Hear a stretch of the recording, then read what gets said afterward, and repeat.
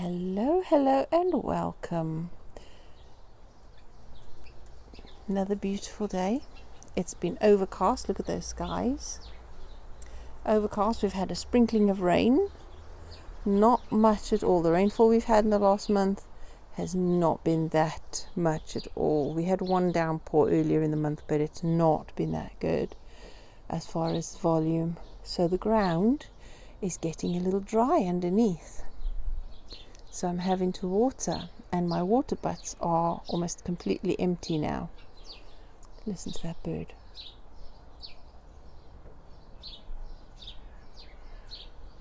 You see him, you can't see him through the... Oh, there you can. There he is, chirping away.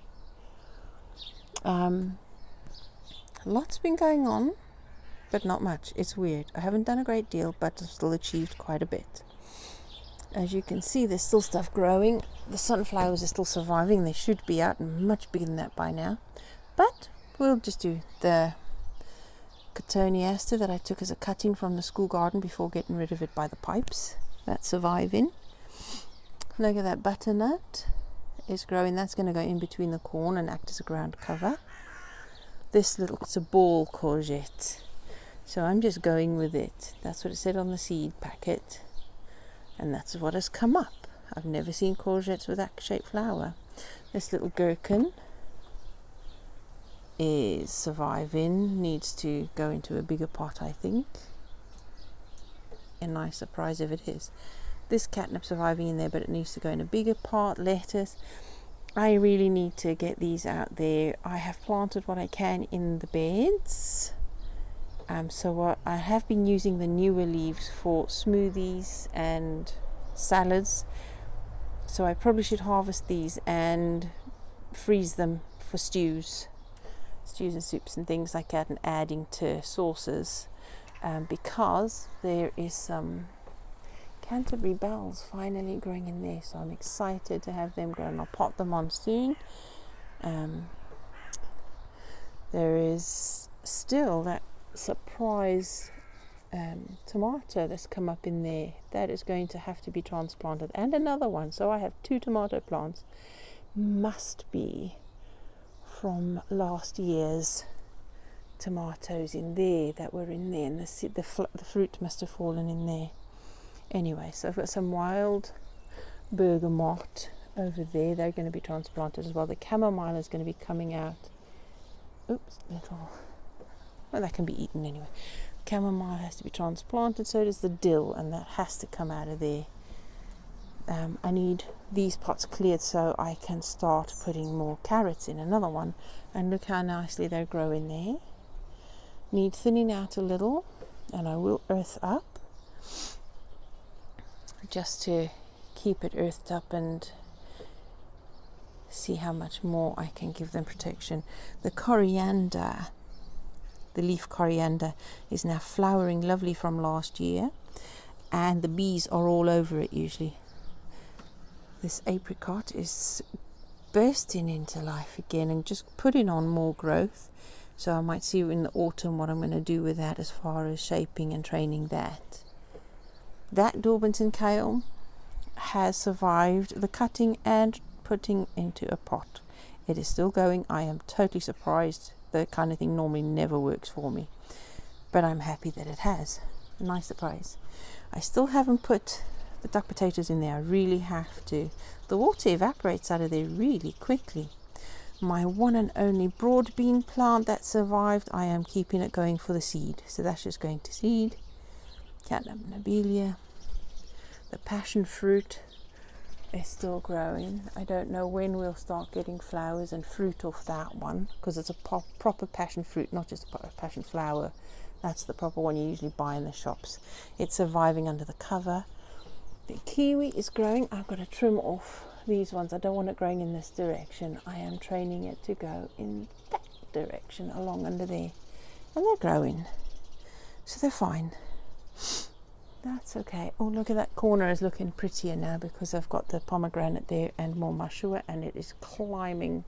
It loves climbing. I'm fascinated by this plant because it's a climber that doesn't climb with tendrils. It's the leaves. The leaves, look at that. they curl themselves around things, the leaves do, not tendrils like most other climbers. I find that absolutely fascinating. And because it's not so bitter and sharp as the nasturtiums, the slugs love them too because they're milder. But there you go, right. And the nasturtiums are liking it this year. They're quite brisk. And finally, I discovered what I had planted in there, ranunculus. And isn't that just so pretty? All those folds and layers. Just so beautiful. I'm glad they're there. I'm going to be putting them in a much better position, maybe in the top bit. There are bulbs in there, but they haven't come up yet, so maybe they'll come up later in the year. Peony is growing nicely. Hopefully we have flowers this year. The gladiolus in there has got a poppy in it. Hopefully that will flower too. The beans are struggling. They don't seem to like it there, and I think it's because they're nearby the leeks, because apparently beans do not do very well against an onion, but loads of people have, and we have in the past grown them around the onions and they've survived. So I've put a barrier of beetroot, and I'm going to fill some more. As soon as the other beetroot seedlings are big enough, I'll transplant them there. So there's a barrier of beetroot between them and the leeks. But it doesn't help that the blackbirds, what are you sniffing for, Buttons? Missy? Yes. The blackbirds have been digging the soil back on the bank there. I knew they would, but I didn't think they'd go quite that voraciously, which they have done. So I'm just putting the soil back there, but I'm hoping the self-heal will spread and hold that bank in. Put some petunias out to fill in there. There's some beans there too. I have put some kohlrabi in between the leeks in the middle there as well. You see I've planted beetroot and kohlrabi there in between the leeks. The lettuces are surviving. There we go. So that's still okay. I had tidied up under there. I still have a kale plant I'm still harvesting from the winter. They're growing fine under there. The cabbages and the kohlrabi that I transplanted. There's still loads to be transplanted here and take up to the school. So I still have the corn for the school and they're desperate to go up, but I'm not going to get a chance to go there for another week. Lettuce doing fine. Some clematis there that's supposed to go to my aunt's house, but we still haven't done it, and so we're just keeping it alive until we get that chance. Sweet peas are over there. Don't know where I'm going to put them. I'll find a space for them in the front garden. I don't want them mixing with other plants here. See, the lettuces are transplanted. They're all doing fine. My zinnias are not. They were attacked by slugs. Butternut and loofah still surviving, thankfully, and I forgot to bring them in last night. We had quite a lot of heavy wind again, and the wind here, even though it's not been hot, has been absolutely drying stuff out.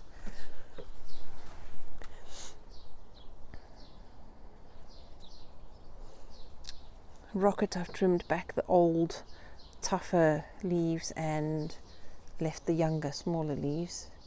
I don't use as much of that as I probably could. I find it like coriander leaf, an extremely strong flavor. Look, that is from plants that I have been keeping since last year, and they've come back again. I thought they're biennial, but I just leave them and they keep going if I trim them down every year. Calendula needs deadheading and harvesting. I have been harvesting mint, lemon balm. I need to harvest some more dandelion and dry that. This borage is the only plant that I had left. My friend has given me some more, so they'll sort of replace the ones, but I'll put them in the front garden. The yacon is not doing anything. It's staying the same size, so hopefully when things warm up a bit, they'll kick in. The corn is starting to grow more. The beans are suffering a bit because the blackbirds keep pulling out the soil. And I don't want to put too many of these barriers there because I don't want the slugs. But I'm going to have to make compromises. I've lifted up the micromesh on the micromesh. No, it's not. But I've lifted up higher because the leaves on the onions were starting to get all buckled and nasty. And I've put beetroot in between there as well. My yellow lilac I've transplanted into a bigger pot, so hopefully once that's established better, I can transplant that into the front garden, maybe in that gap there by the alliums. I can put the yellow lilac in there, but I've got a purple lilac on the opposite end of that in the garden in the front. More alliums. Oh, there's the scorzonera, which needs thinning out. The nasturtiums need to come out of there. I think I'll put them in the front garden because I have no nasturtiums there at all, and they're a nice spreading, shading thing that will cover the ground nicely where I need it to, because I don't want to have to do too much mulching or watering, so I need to cover the ground. Hazel's not doing too badly this year. By this time last year it was really suffering. The apples are happy they're in the ground, and there are fruit. Oh, I'm sorry, the sun is shining there. There's fruit on the apple trees. Hopefully not too many get knocked off. Some of them have already. We've lost a few, I think, maybe with the birds landing on them. The magpies keep coming back and pulling fibres from the hanging basket linings. Comfrey finally come back huge. Things are growing, even though, look, the josta berries have been stripped of their leaves, yet we've still got fruit. Almost ready, that one. Oh, and it falls off. Wasn't ready and then fell off. Maybe it needs watering if it's losing fruit that easily. Look at the blueberries, loads of them. Let's hope I can harvest some before the birds get to them as soon as they're ripe. The peas are starting to climb nicely. Yeah, things are surviving nicely. I'm happy with that. There's growth. Oh, and my asparagus is flowering. So hopefully this year I can put a bit more sand and fresh compost in there. I know they don't like too much nutrition, but that is years and years old, and they don't grow so well. They're quite wild, actually.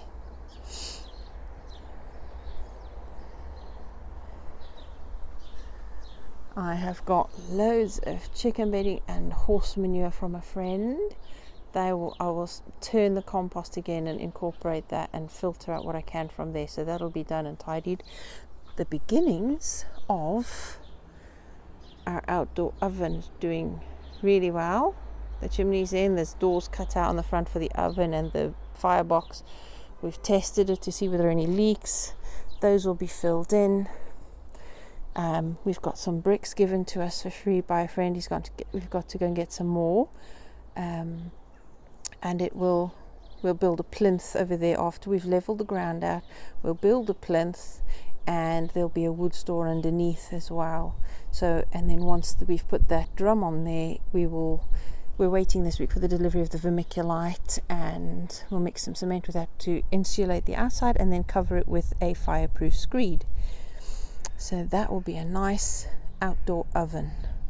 Bringing back memories of when we had that very short power cut and I had pizza ready to go in the oven. So it just gives a little bit of peace of mind that no matter what happens, if we need to or if we want to, we can cook outdoors without electricity. That'll be nice. And of course we're going to build a roofed bit over the top and sides to protect it from the wind and the water. So there you go. Oh, a nice little surprise. Nice little surprise.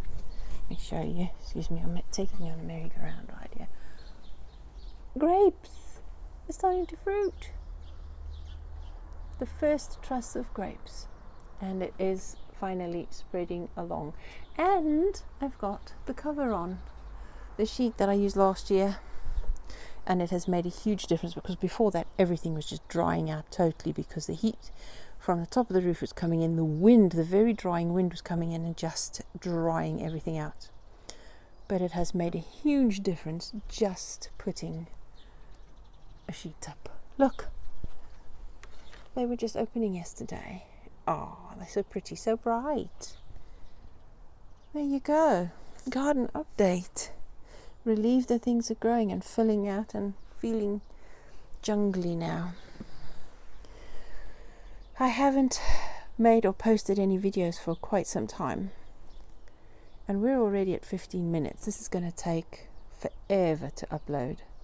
I have to fork out more to get better upload speeds and connect to fiber. That's the price you pay. But if I can get the videos done uploading quicker, then I might be able to do a few more, because the amount of time it takes to upload is ridiculous, let alone the amount of time just to cut out the unwanted bits. But what a difference it makes to have somewhere in the garden to sit outside, to listen to the birds. Can you hear them?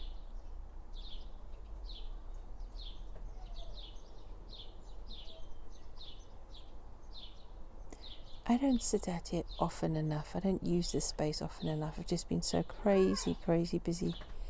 And I really am trying to simplify.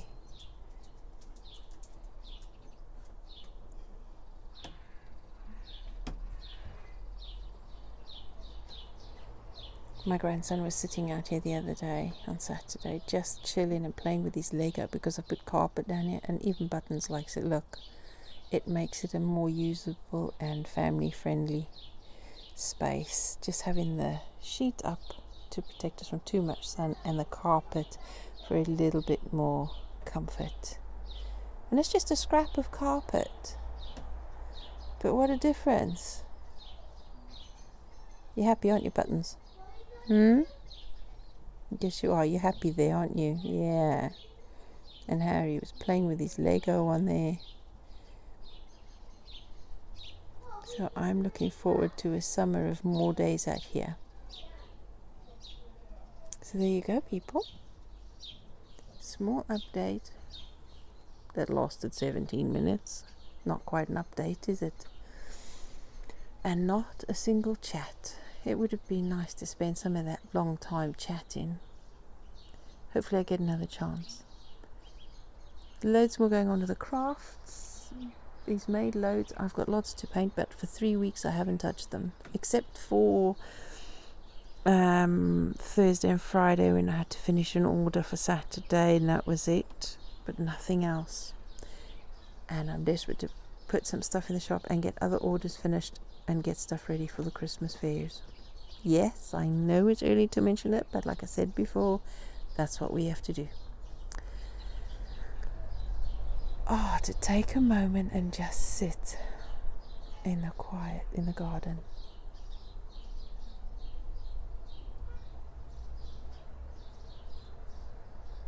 It's almost as lovely as when I went to visit my friend in the Brackens, and just being surrounded by countryside and a woodland and the birds. That was lovely, and this feels a bit like that.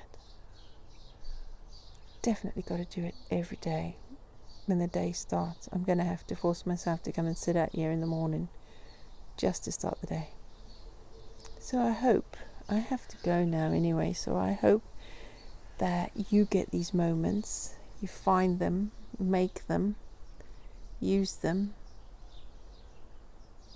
and feed your soul, not just your belly. Have a wonderful day, everybody, wherever you are.